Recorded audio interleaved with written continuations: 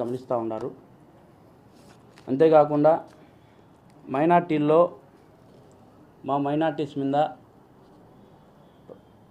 ప్రస్తుతం కేంద్రంలో ఉన్న పెద్దలు నరేంద్ర మోడీ గారు పూర్తి స్థాయిలో మా మీద కక్ష కట్టడం జరిగింది.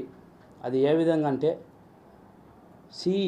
సిఏఏ అనే ఒకటి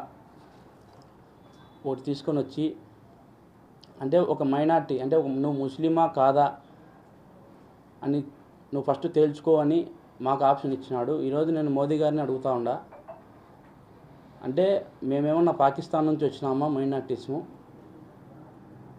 మా ఓట్లు మీకు కావాలా? మీరు గెలిచేటప్పటికి మా ఓట్లు మీకు కావాలా? ఓట్లు ఇచ్చే కానీ మేము ఈ పొద్దున్ని మేము మా స్థానాల్లో నిలబడేదానికి కూడా, మా ఊర్లో మా స్థానాల్లో నిలబడేదానికి కూడా మేము ముస్లింగా ఎలా నిరూపించుకోమంటారో మీరే చెప్పాలా.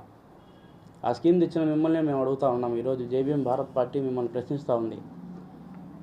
ఈ రోజున మీరిచ్చే స్టేట్మెంట్లు, మీరిచ్చే స్కీములు కానీ ఏవైనా కానీ ప్రజలను నరుక్కునే విధంగా ఇవ్వకోకుండా ప్రజలను బాగుపరిచేటట్టు ఇస్తే బాగుంటుందని ఈ మీడియా ముఖంగా మీకు తెలియజేస్తాను మోదీ గారు.